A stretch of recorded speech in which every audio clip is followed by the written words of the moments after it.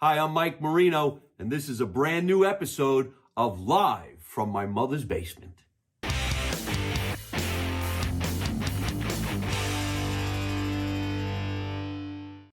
And we're rolling, ladies and gentlemen. Good evening or good afternoon, wherever, whenever you're watching the show. Welcome to another edition of Live from My Mother's Basement. Unfortunately, we're not in my mother's basement right now. We're in my studio in Los Angeles, California. But one of the coolest guests I've been begging to come on the show. Well, not begging, but waiting and hoping he would come.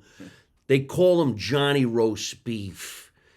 You're going to know him. You're going to love him. We're going to have fun. He's right here. Thank you so much for coming. Anytime. Man. Thank you. Thank you. Thank you, son of a bitch. He finally came over to the house. One of the good guys. One of the good guys. You're one of the good guys. From the real guys to the old guys to the fun guys. And we have a nice little history. We've done a little couple of things together. Hopefully we're going to do a couple little things together for the rest of our lives. Hopefully. Absolutely. But we're going to rewind. We're going to go back because there's so much history here. And one of the most iconic films of all time we're going to get into. We're going to talk about that everybody imitates, everybody knows, everybody wants to be part of, wishes they were part of. He's in one of the most iconic scenes in movie history. And if you don't know, you're going to know by the end of this podcast. So really, thank you so much for coming over. Anytime. Where originally are you from? I'm from East Harlem, New York. Grew up, born, raised in the neighborhood.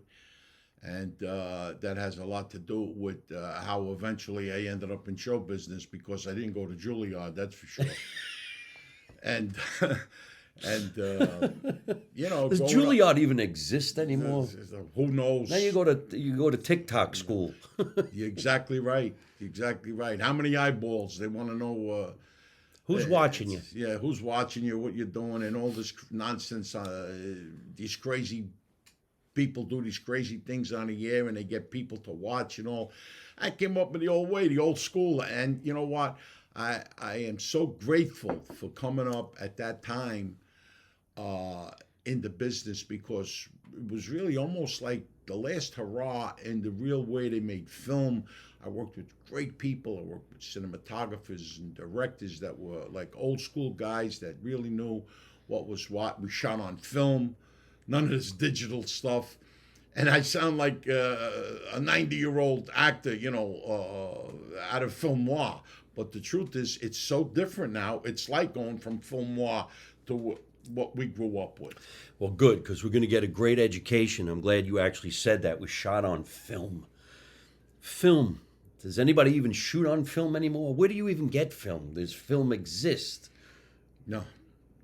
It became a matter of economics. It became a matter of this technology has advanced so quickly. It's like in nanoseconds it's moving. And they shoot, you could shoot now with 3 iPhone cameras and get whatever result you want to get and make it look like a film. Whereas before it was 35 millimeter and then you had the chemical process involved. Look at Hollywood. You got buildings in Hollywood that there's no longer any reason for them to be standing. They did all the chemical development for these big laboratories, big film companies, Warner Brothers, Paramount, MGM. They don't even exist anymore. That's right. You think about that. Remember I was saying to somebody the other day, does the word bungalow exist anymore? Yeah. They're coming in. They're going to stay at the bungalow. Yeah. You know? Yeah. East Harlem, though. Let's go back in time, because luckily a lot of my listeners and viewers come from different parts of the world. So they'll be looking in from Australia. They'll be looking in from the United Kingdom, and they don't know these little areas. When we think of Harlem today, you wouldn't find anybody that looks like him in Harlem. Yeah. What was it like then? Well, the famous Harlem, the Apollo Theater, the famous Harlem that the world knows was basically all African American, all black, right? You know, and that developed over from the Civil War. When the Civil War was over, they were building the New York Central, they were building the subways, and a lot of blacks, to find labor, they came up to New York, and they started living up there, and they started building buildings for them to live in, and it was beautiful. I mean, Black Harlem, the West Side was gorgeous. On the east side, the other story was that it ended up being an enclave for Jewish, Polish, German immigrants. And then when the Italians came over in the late 1800s, that's when the Italians started moving in from Little Italy downtown to up in Harlem because the apartments were much bigger. The streets were broader and there was work. They worked on the subways as well, the Italians. And the neighborhood got to be, there was so many Italians in East Harlem in the 1920s, 30s, and 40s that there were more Italians there than anywhere in the world outside of Italy. Oh, no kidding. Wow. Yes, sir. Our Lady of Mount Carmel Church was built by Italian immigrants in 1884 on East 115th Street. It still stands there. It's around the corner from Loreo's famous restaurant. And the Italian immigrants built it in 1884. By the time it was done in 1887, the Italians had to hear mass in the basement because they were a minority. The Germans and they had to hear. In 1902, they brought the Italians up from the basement because they ended up with an Italian Archbishop of New York, and he brought and the neighborhood just grew. And Our Lady of Mount Carmel at one time, the feast of Our Lady of Mount Carmel, July 16th. There was buses that came from Connecticut, New Jersey, Massachusetts to come down to the neighborhood for the feast of Our Lady of Mount Carmel. It was the biggest feast in New York City. All these years later, and now I have a show called Live from My Mother's Basement. So it's tradition. Italians come up from the basement eventually. There you go. And then they go back down There you because go. it's safer. There you go. What a great story. So you that's go. where you were born? Yeah, I was born 2nd Avenue, raised 110th Street. That was lived in the neighborhood and then did all the street tricks you could imagine, believe me. And my first job was 8 years old. I used to A job at 8 years old? I used to deliver groceries for the neighborhood grocery store, and then did shelves for Pop Salento. He lived to be 96. God bless him. He was a big influence on me. He was like my grandfather. And the end of the week, they'd give you the envelope, and there it was, a whopping $2 in that envelope for the week. It was like incredible. Oh, man, that must have been fun. Oh, it was great. It was great. You got to learn, you got to learn that you go and earn. You do something, you get paid for it. There was a sense of pride, vitality to it. I mean, you were vital. Yeah, all right. You were up and down the stairs in the basement with the beans and the green beans and the corn and the canned stuff, but you did it. And the thing is, that $2 in my pocket was a lot better than just lint. You have brothers and sisters?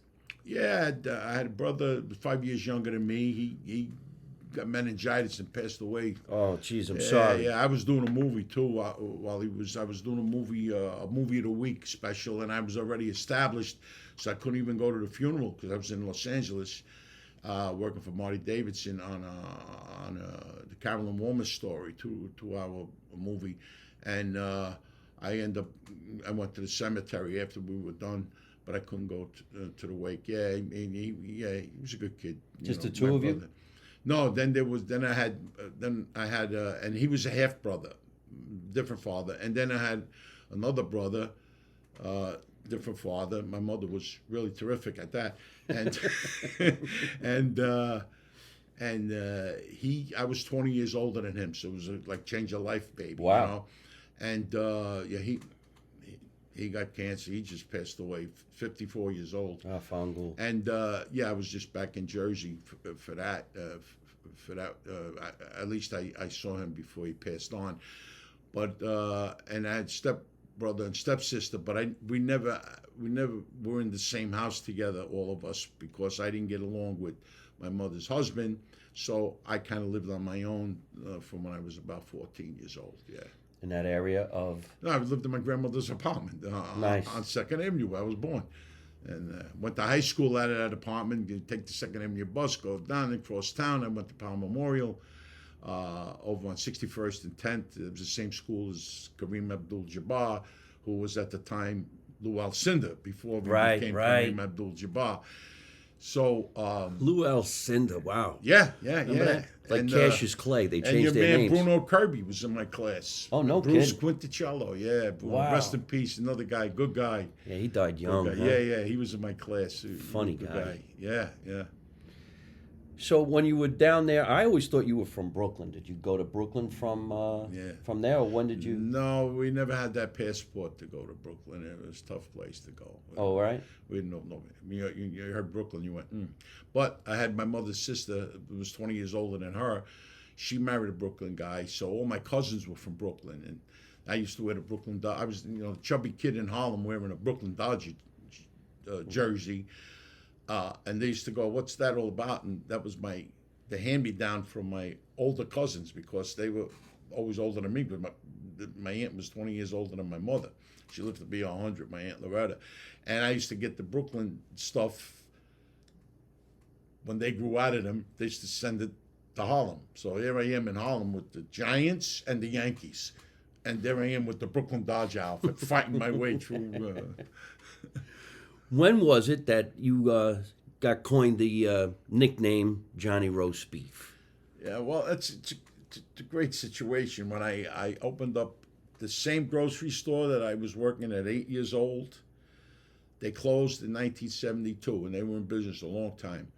And I opened it back up as a deli in 1979. So how old would you have been? A teenager? No, I was, when I opened the deli, I was, what was I? 30. I was 30 years old. All right. Because I married a few years. I got married at 24. So, I was married for 6 years. I opened I'm going to be 75 in August 8th. Well, God bless you. So I opened the deli. I built it, I changed it up a little bit. I got it down to its roots, and it was a great looking store. That store was an original A&P. Now, it was an A&P, and they changed formats in 1941. They moved to 3rd Avenue in the supermarket format. But it was I was going to say, how small could it have been? 1,200 square foot store. Really? It was a very small store for an A&P. Yeah. But the Atlantic and Pacific Tea Company, that's another thing. Pop Salento, they were on the corner. They moved to that store because they had the opportunity to buy the building. See, this is another thing about the old neighborhood. There was aristocrats in the neighborhood. We called them aristocrats, even though we were all poor. But when you owned the building and your family lived in the apartments, that gave you a kind of leg up on everybody. Yeah, I'll say. So I brought that store. When I took that store over, Pop Salento still owned the property, and he rented the store out to me on a handshake without a lease. This is Manhattan, 2nd Avenue, traffic. My rent was $200 a month, and I had a 1,200 square foot store plus a 1,200 square foot basement. And I mean, I was like part of their family. I grew up in that store as an infant, really. So when I got it down to the base of the store, it was so beautiful. The original brick. Remember, this store was built in like 1902. The original brick on the wall was like terrific. I had it painted because of the Board of Health. They wouldn't allow you to have raw brick. Right. And then I paneled one side, and I had the brick behind the counter where I had all my deli machines. And I had 16-foot ceilings, original tin. They're so original that they had the gas fixtures. Oh, yes. That was, it comes out of the wall like a sprinkler. Gas fixtures that were capped. Yeah. And on the sidewalk, there was a manhole cover right alongside the store, smaller than like you would see in the middle of the street. That was the coal chute for when they had to come and deliver coal to heat the building. I mean, the store itself was like out of another era. And I made it, I brought it up to par in the sense that I cleaned it all up, and it was a really beautiful store. And I opened a deli, and getting to the roast beef story. As it turned out, there was still a sprinkling of wise guys left in the neighborhood. They all know me. Like I said, I'm a native. And there was this one guy. This guy, he actually wasn't from the block I grew up in. He was like from 112th Street, Right. but he ended up there because the guy that had the club there was doing a year for contempt. So he didn't want to lose the club when he came out. So he put him in there, and he's, and that guy, he used to come across the street into my store, him and his partner, and they used to buy a cup of tea each. At the time, it's 90 cents. That was all the guy spent in my store. This is a guy supposed to be, Now, as it turns out, this is a great story, but this is what happened. The club that he took over used to be a restaurant in the early 60s. The name of the restaurant was Cosa Nostra. I kid you not. And they had a wolf stove in the back in range because they used to make lunch. This guy goes and cook a roast beef in that oven, like maybe 12-pound roast beef. 4:30 in the afternoon. I closed at 5. He walks across the street. He was all 5'6", maybe 5'7" tops with high heels on. He comes in with the roast beef, and he says to me, he says, "Hey, Johnny, slice this up for me. Thing is piping hot. I just cleaned my machines. I'm ready to go home at 5 o'clock. I says, listen, I said, I'm ready to go home. I'm going to have, you don't want to do this for me? I said, did I say I didn't want to do it for you? I said, it's just, what are you trying to tell me? I said, I leave it here. I'll leave it here. Believe me, if it wasn't that he was a wise guy, I would have told him to take his roast beef and shove it up his ass. But what am I going to do? I'm stuck. I'm in the neighborhood. This is, the protocol. Yeah.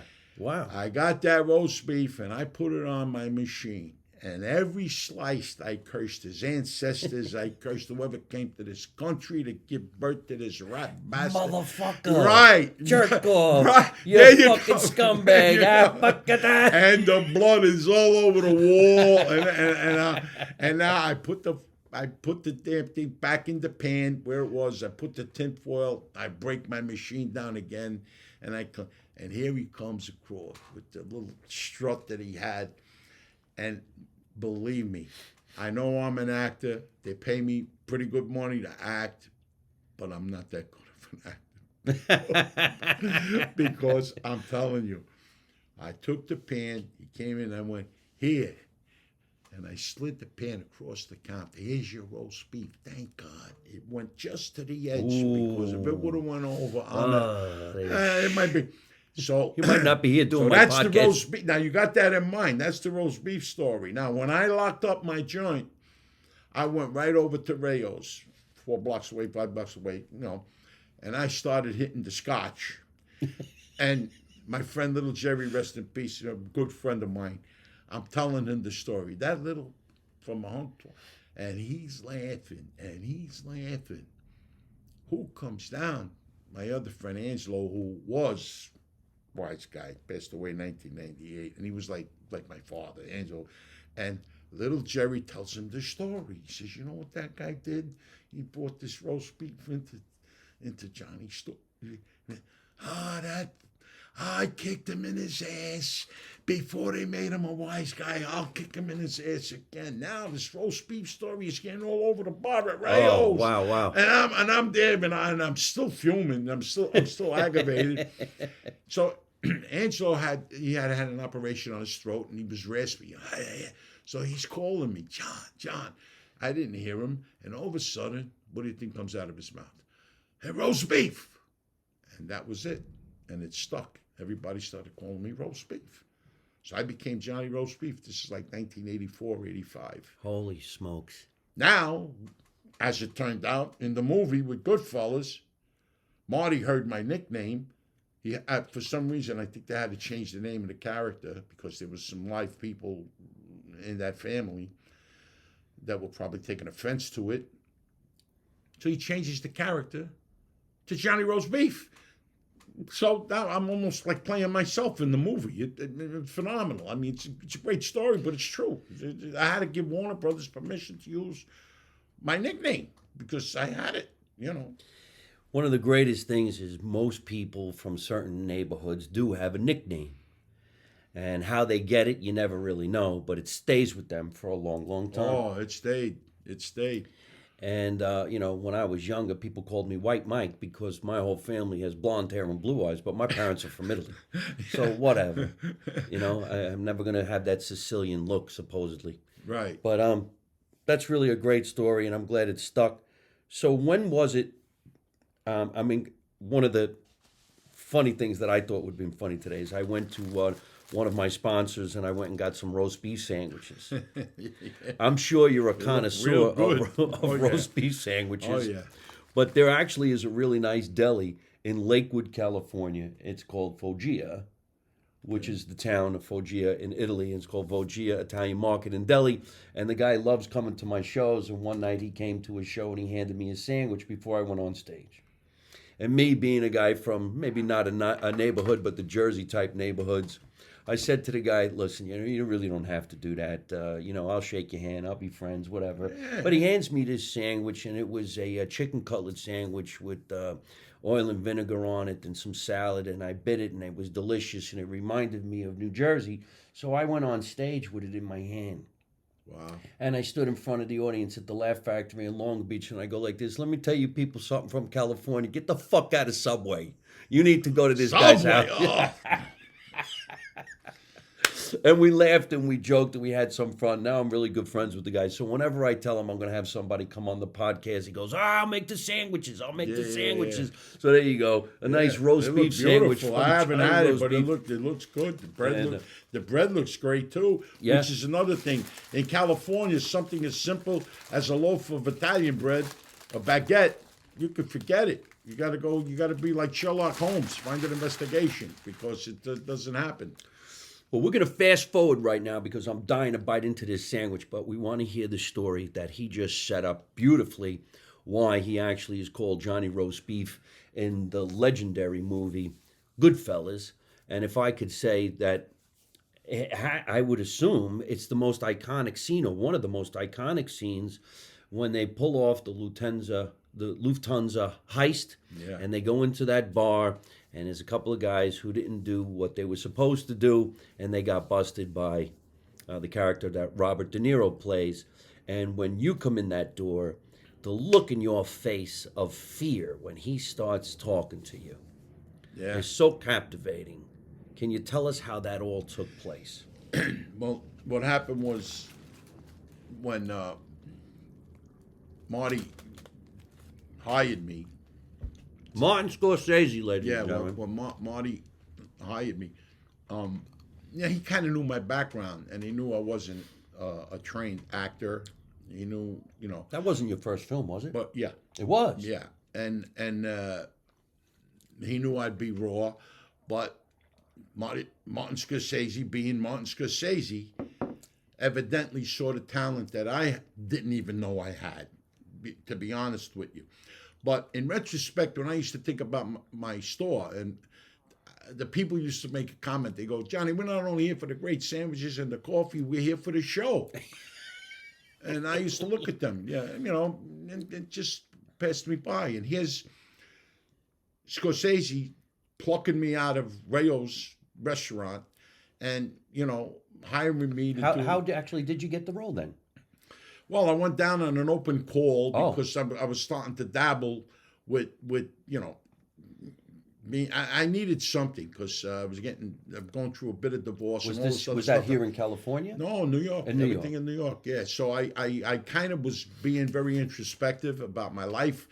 I had 3 children. I was married for 10 years, and I was looking for something, and in the search, I came upon acting. I went to a school called Three of Us Studio in New York, and the founder of the school, Joan C., at my first class, if you want to call it a class, there was like 10 or 12 people.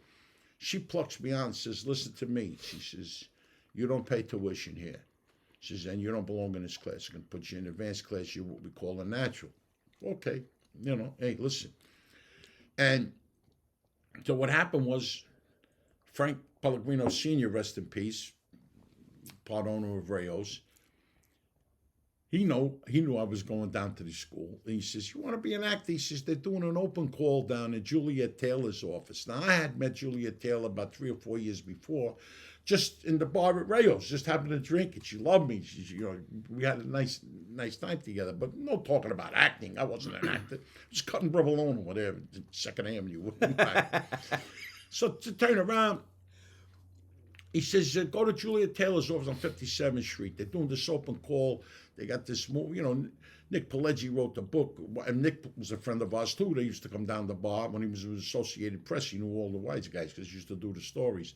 So I go down there, and I see these guys, waiting to go in to see Ellen Lewis, and I'm going, "What the hell am I doing down here?" I'm gonna start talking to one of them, and as I'm talking to him, telling them, "Yeah, from uptown, this and that."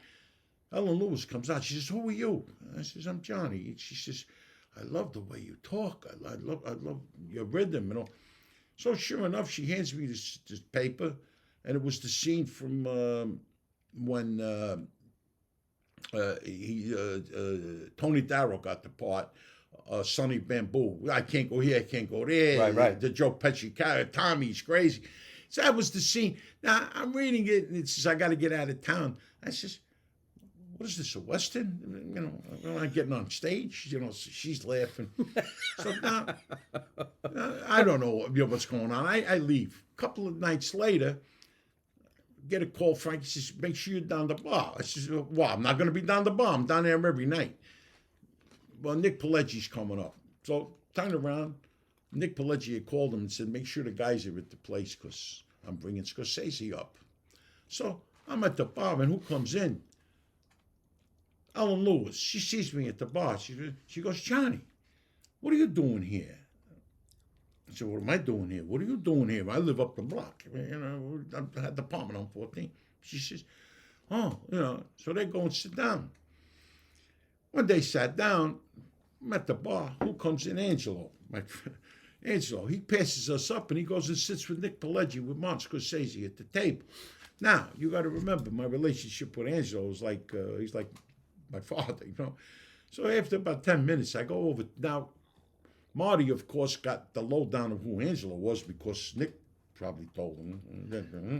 So I turn around, I go over to the table, and I go over to Angelo, and I give him a tap on the chin. I go, "Sure, you pass this up like a freight train passes up a hobo. You want to go sit with these Hollywood hot-ons? What's the matter with you?" Now, Scorsese's looking at me like I killed 40 people. He thinks I'm a tough guy, doing this whole routine. So Angelo turns around, "Hey, Fatso, what's up?" That's the whole routine. This is what we did every night. And sure enough, I get the call to go down there, and he hired me. He ended up hiring me for the movie. He puts me in this, and the end up role being an iconic role. Who knew? A 2.5-hour movie, and and when I get on the set, I get on the set. I don't know what's going on. I'm raw. I'm like right off the turnip truck, and I'm waiting for De Niro to come out.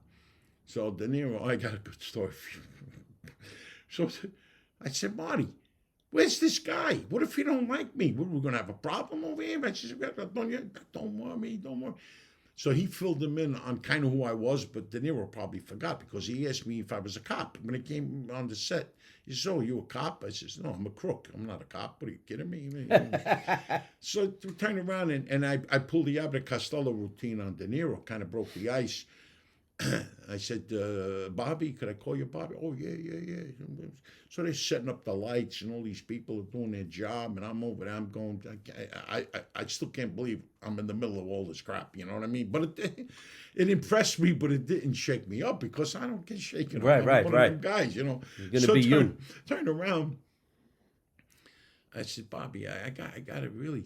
I got to tell you something. I got to let you know something." He goes, "Well, what is it?" I says, "No, but I says, all these lights and all these people, look at what's going on here." I says, "I have to." And I'm starting to speak softer and softer and softer. And he starts leaning in. He can't hear me. And his face is about this far from me. And I says to him, I said, "Bobby, only in the movies could you ever yell at me like this, because I'm a lot tougher than you. You understand?" And I gave him the face. You know? And he's looking at me like this, and all of a sudden, bye, Marty. And then Marty says, I told you to deli, you know, and it all clicked on him. And that broke the ice. He was great. He was great with me. And he was very generous with me because if you remember the scene, as he's yelling at me, he would turn away. Now, in him turning away, he's giving the camera to me in the sense, because where they're going to go? They're going to look at him, they're going to look at me. And I guess as talented as he is, he probably saw whatever it was I was expressing was right there. Was, you know, that fear, like you said before. I went from showing him the car and being like a vavaril, you know, like, you know, to all of a sudden, well, I'm in a shitload of trouble here, you know. And it worked. And it worked. One of the greatest things for everybody to watch in Goodfellas is the uncomfortableness of your face when he says to you, didn't I tell you not to do about his bad? And you're going, but it's in my mother's name. I'm trying to get out of this. And then when he turned back around, he goes, what did you say? I'm sorry. I'm sorry. I don't even know how to describe it. Yeah. It just makes people stare and rewind and stare again because it's so well done. Even when you see the other people in the background getting so uncomfortable with what he's saying, then of course when Frank Severo comes in and does this, holy shit. Now, not only is that an iconic scene, it's imitated by so many people. You know that, right? It's constantly imitated. I do it in my act. I do the joke when it's not a joke, but when he says he's gone now and there's nothing we could do about it. That's where I was getting it from. Yeah.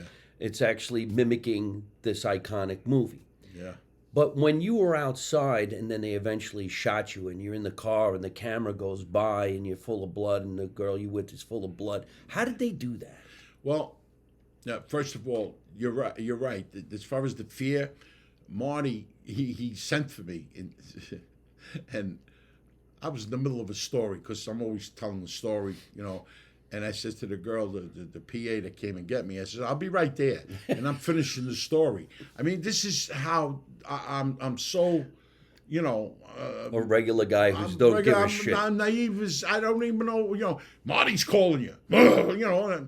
Anyway, I get into the trailer, and he says, and it's only him and I. And he says, John, he says, listen to me. He says, I know, you know, you're from that rough neighborhood, and I know you must have had your. He said, but I have to see that you know that De Niro's character killed over 30 people, and you know it, and I want to see that. He says, you understand it, and I know you're a tough guy and all this other shit, but I want to see that. I says, is that it? He says, yeah, okay. And that was his direction. Oh, wow. See, that's really great to know. So he told you, I need to know that you're petrified. Yeah. I didn't even know that. Listen to that note. His character killed 30 people. Yeah. So I need to see that on you, that, you know, you really screwed this up, you know. And then De Niro, he gave me direction because he said to me, he says, listen, he says, Johnny, he says, do me a favor. He says, I don't care where you do it, when you do it. He says, just at some point, tell me not to get excited. Okay. I had no idea what he was talking about, right? So now in the middle of the thing, I said, what are you getting excited about? That was like, you know, detonating the bomb. He went out of his mind and he started, you know, tearing at me, you know. And then I knew that he needed a catalyst. But this is all, I don't know what I really don't know what I'm doing. Wow, this is really great behind the scenes stuff. I didn't even know that. Yeah. So he told you, in a way, say this so it will ignite me. Yeah. So it would light his fuse. How cool is that? I mean, this is a veteran actor who's done numbers of movies. Yeah. You know, I'm a kid. I was playing volleyball and cutting provolone. And I'm over here. You know. So, but I thank God in heaven that I had not only the experience of going through it, but also making it part of me, because I'm still not aware of any artistic nature that I am. I'm not aware of it yet. Right. And so the fact that I incorporated all of these blessings that I've had, I've made it part of who I am, and I got to the understanding of who I am. So it actually helped me as a human being. It helped me find myself, because, like I told you, I was really going through a rough time in my personal life, and this was, it made life so much more interesting. I mean, I had my 3 kids, and I love my kids to death, but this brought me to a point of, wow, it's great. I'm on a train that's just starting to go. Yeah, well, I could tell you this. Of all the movies to be in an iconic movie and work with an iconic actor, many iconic actors in it, and an iconic director in one of the most talked about scenes in the history of making a movie.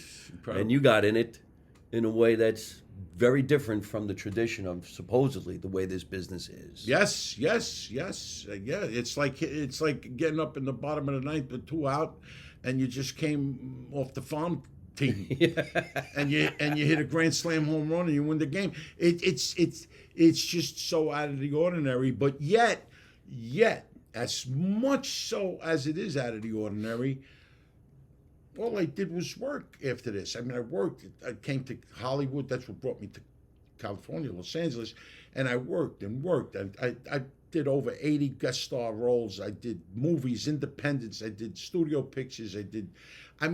It created, and here I am. I'm 40 years old.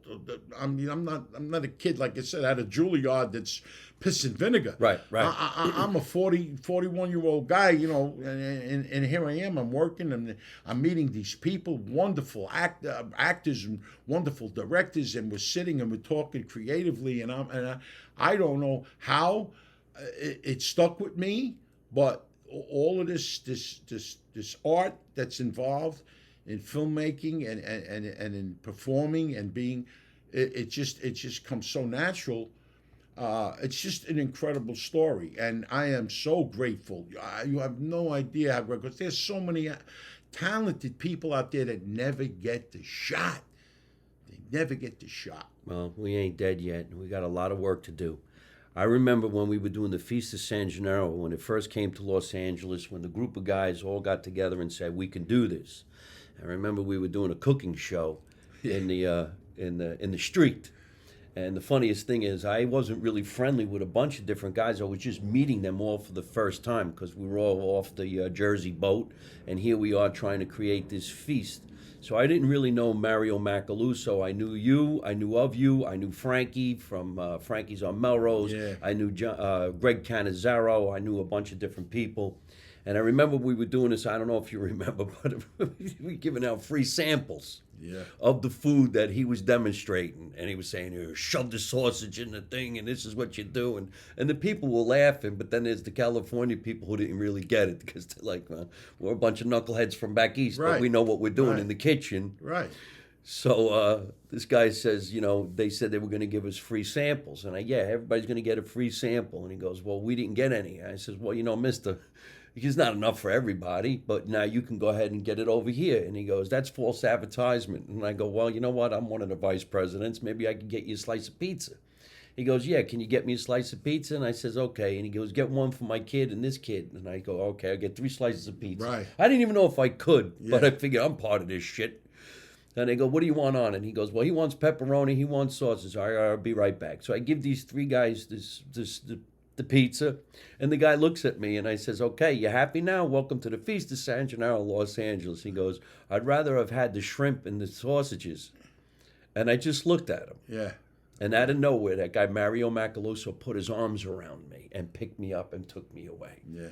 Because he knew Yeah. I'm going to knock this guy out. Yeah.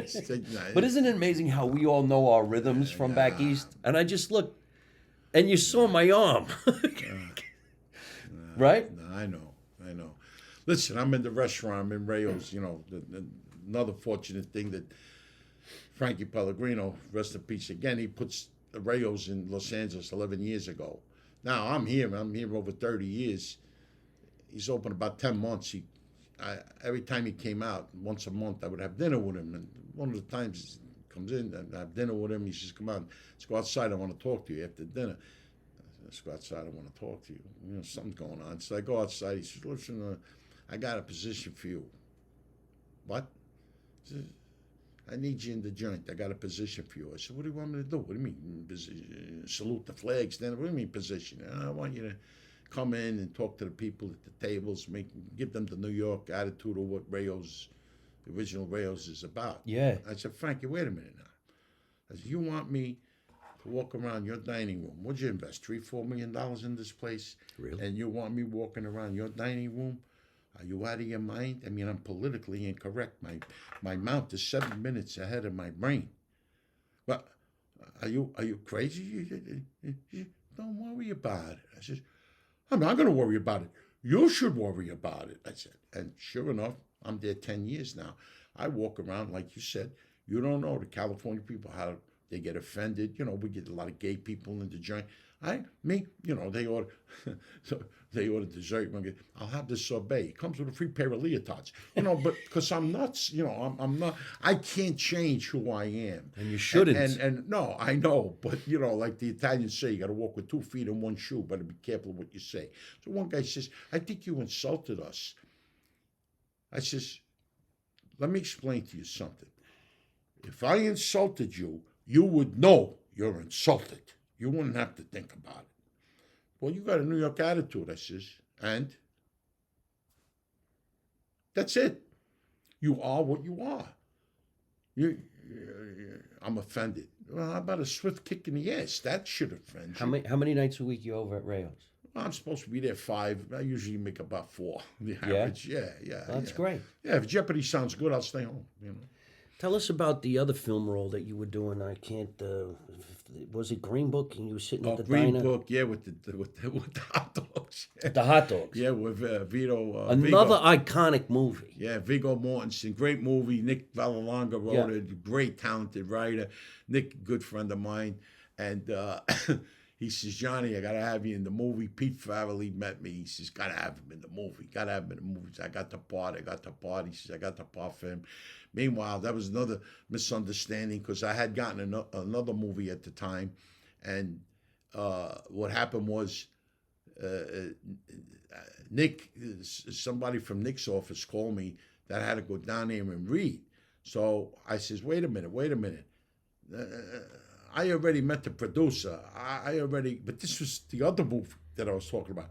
I already got the part. What do you mean read? I'm not coming down anywhere, and I hang up the phone and turn around. Next day, Nick calls me. He goes, "Johnny," he says, "You're not he says, "They just want to meet you because they got to put you on tape because Spielberg is involved with the movie now." And I says, "What are you talking about, Nick?" He says, "My movie." I says, "Your movie?" I says, "Oh." I thought they were calling me about the other movie that I already dyed my hair for the role. I says, "What do you mean I'm going to go read?" And he goes, No. And so I already started with a misunderstanding. So when I went down here, Mark, I knew Mark. He's a casting director, great guy, been around a long time. When I get off the elevator, he says, Johnny, the part is yours. He says, they just want to put you, they were apologizing to me for having to go down. I mean, scared. It's funny. It's funny how it works. We bang on doors. We get managers. We get agents. We get phones and give me the contact, and you get nothing. And here I am. I'm kind of pushing stuff away, and they're coming at me. It's a great feeling. It's just how nuts it is. But yes, it's a great feeling when you get the phone call for your crazy. friend. Oh, it's absolutely insane.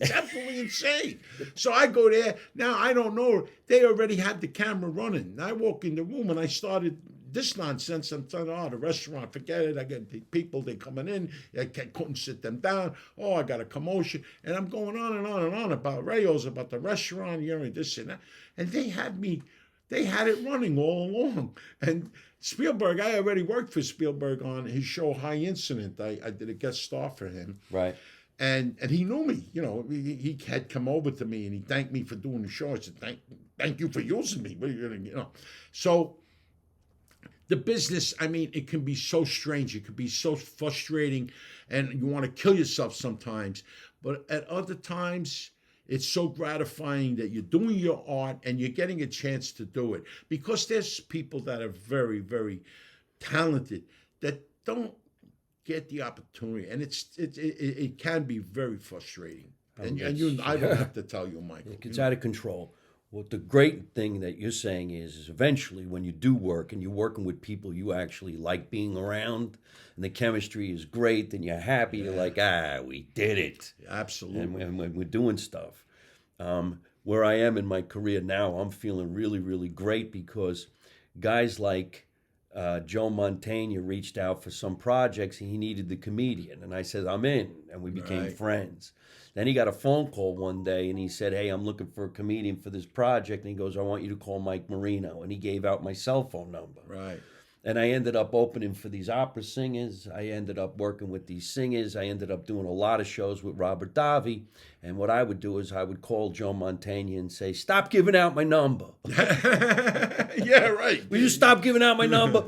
Which was my way of saying thank you. Yeah. And recently, well, not recently, but I did a bunch of shows with Robert Davi over at Vibratos, which is the jazz and blues club. Great place. Yeah, Eden Albert. That's Herb Albert's Herb daughter. Albert. She's my friend. Yeah. Is that right? Oh, yeah. All right, so we did a bunch of shows over there.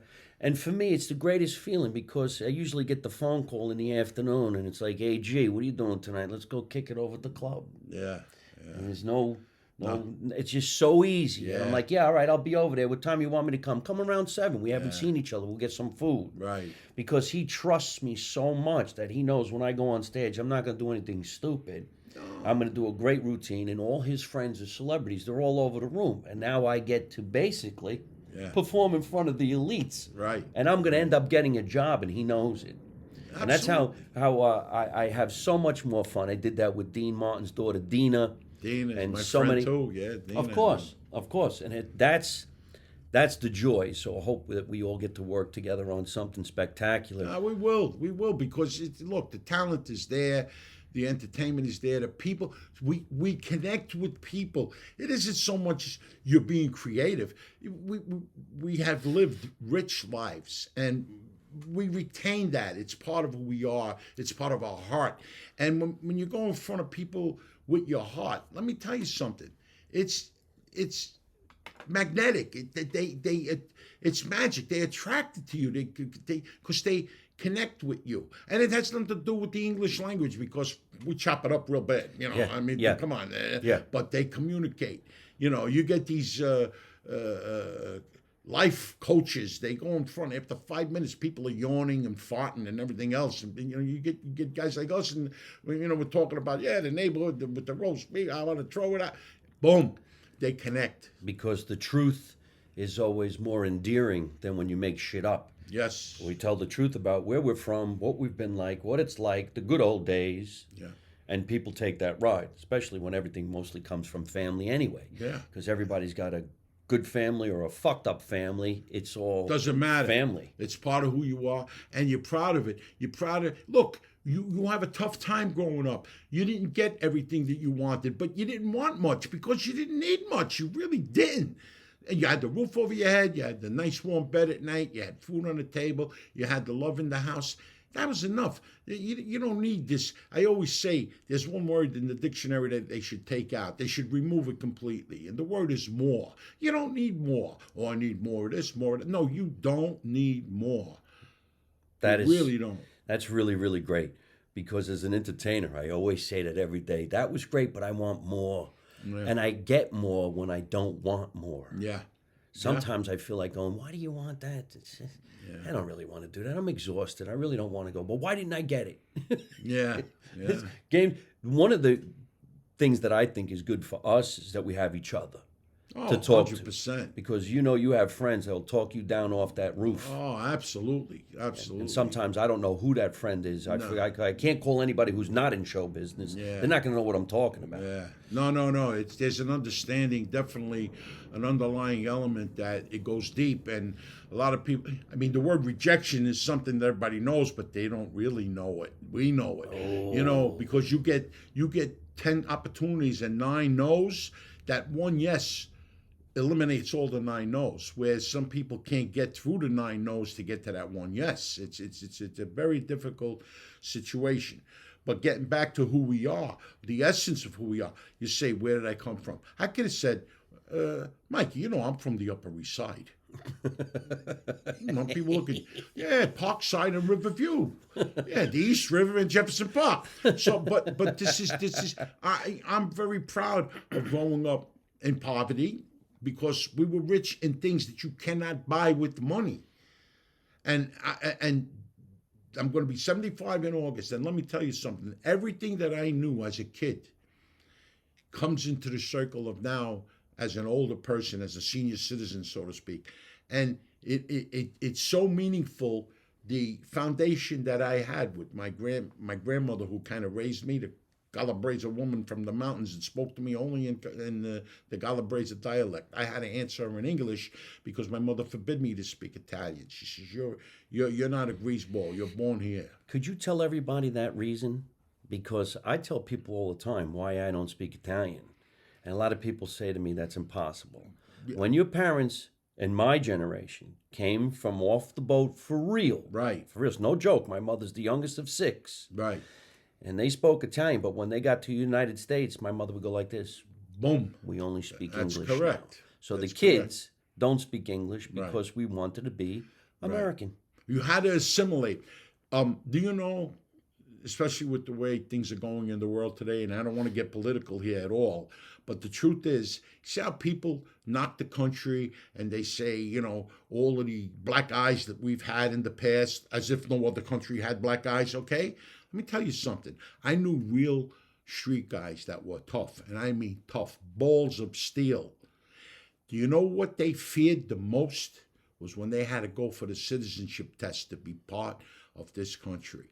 They loved this country so much that they wanted to make sure that they were going to assimilate and that they could pass the test to be citizens. That's how much stake that they had in this country.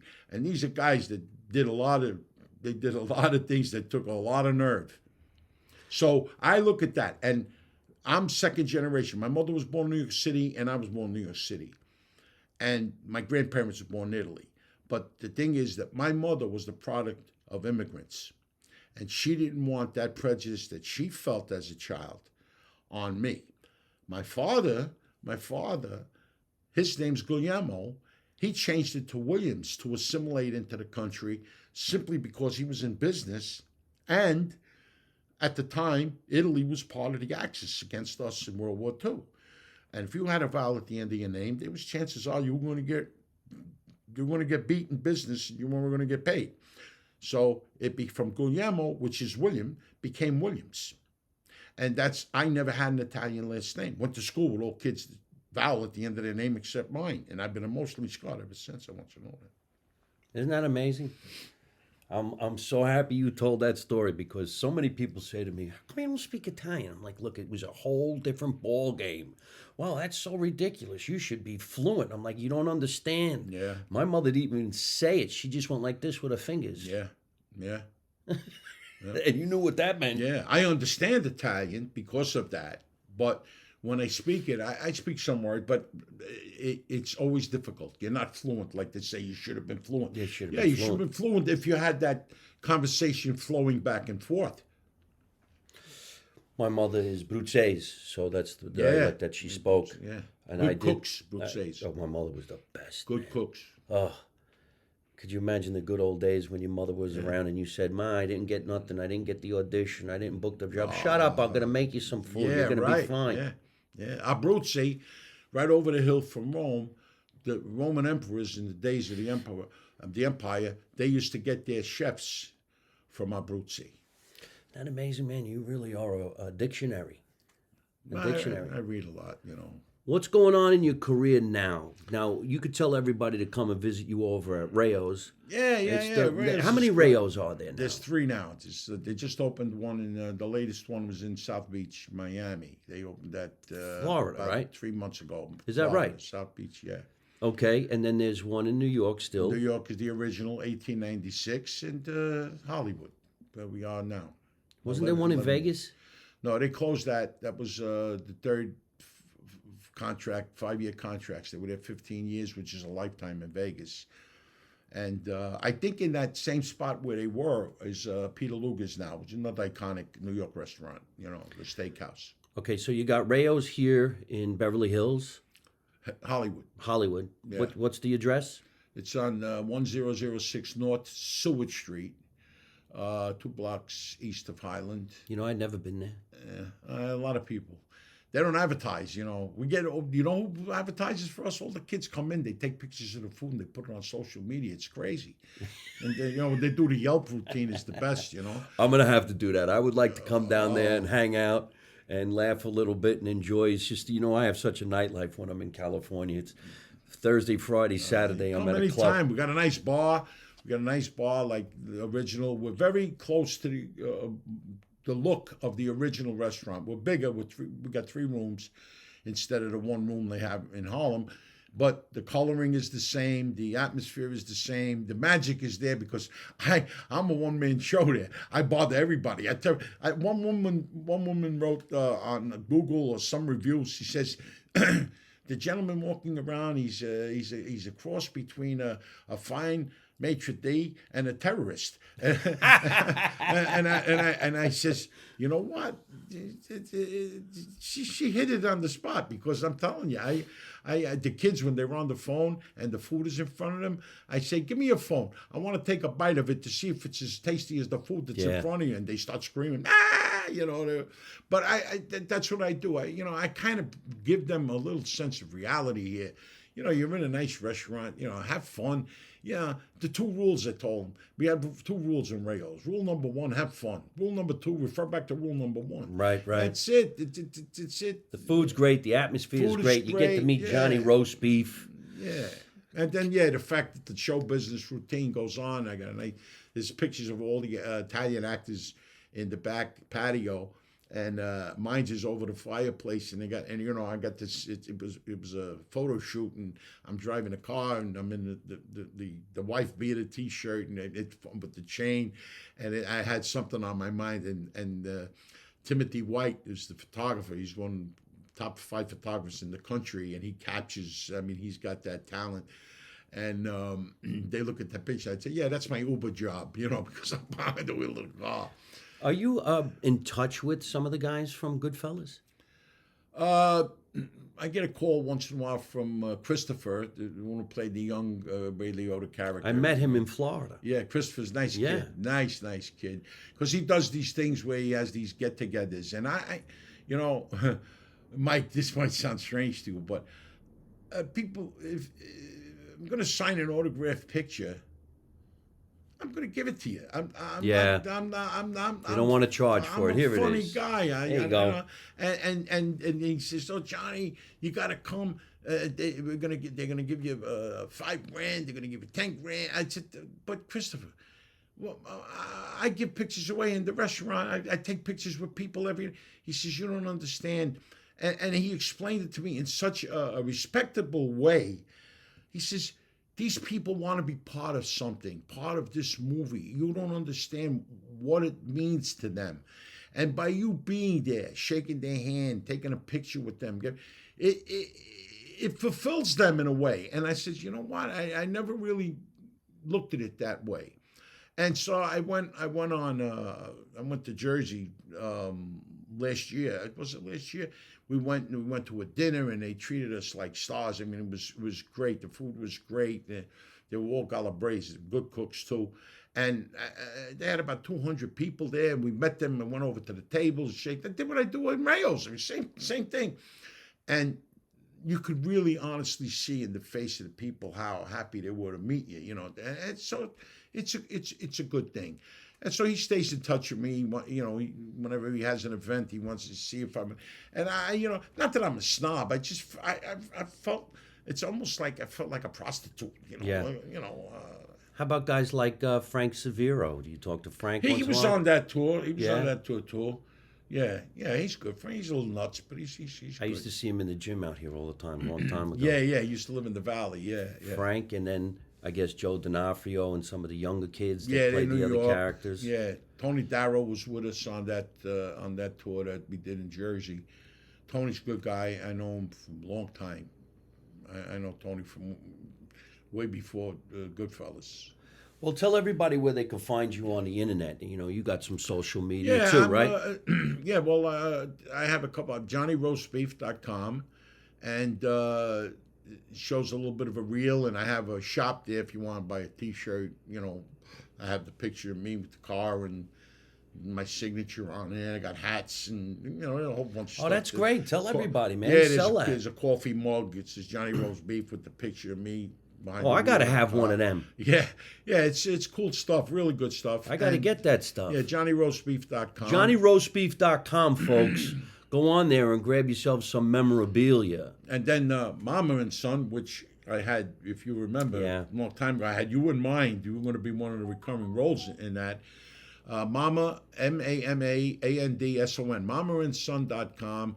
Check out a little 2-minute trailer on there. It's a sitcom based loosely on what happened with Rayos, how it got discovered. And it's funny. And the stars of, I play Artie Salento, and my daughter is Ramona. And it's funny. It's about a bar in the neighborhood. Watch it. Check it out. Mama and Son. Mama and Sons. Yeah. Mamaandson.com, ladies and gentlemen. Get yourself some memorabilia. Follow what Johnny's doing. Go to Rayos, have some fun, and stay in touch because he's going to be working on some new projects. Yeah. And can we talk about it? Oh yeah, we got a movie. We're very close to getting the full funding. It's called Who Killed Jimmy Gumdrops, and it's a comedy. Well, it made me laugh. And it's a comedy. So, all right. And by the end of Act 1, the audience knows who killed Jimmy Gumdrops, so it's not a mystery. And it's kind of like what's going on with the racial situation in the country, where everybody is a racist, a sexist, a pig, and that. And this takes it to the level of the Italians and the blacks. It's a funny movie. And, it's politically incorrect at the beginning, and it turns out politically correct at the end. And so we're going to be shooting in South Philly, and we're going to have some fun. It's going to have some fun. I wrote it, so I'm very proud of myself for that. Excellent. Well, listen, I can't thank you enough for coming over to the basement and hanging out live from my mother's basement with the legendary Johnny Roastbeef Williams. Now I'm even happier that I know why his last name was Williams, because I always wondered where did that come from. Yeah. I got the whole story, and now we really know the real reason why they call him Johnny Roastbeef. Absolutely. We got to get going. Thank you so much for coming down. I want to thank my producer, Tatiana Blue Shell, for always making sure we have a great podcast and we get great guests on the show. Thank you. We do what we're supposed to do. Let's make America Italian again, ladies and gentlemen. You know the motto. You don't know nothing, you don't see nothing, you don't say nothing, which is what I got from Goodfellas. And how do I end every single one of my broadcasts? By saying the same thing with my guest. Don't take no shit from nobody. Ready? We're going to say it together. Don't take no shit from nobody. Hey, folks, I hope you're enjoying watching my podcast live from my mother's basement. We're having a lot of fun, and I'm going to have a lot of great guests on the show in the future. So if you like it, hit like. You could also leave a comment. You could subscribe to my YouTube channel and watch other funny videos. And you could also listen to my podcast on your favorite podcast app like Spotify and iTunes.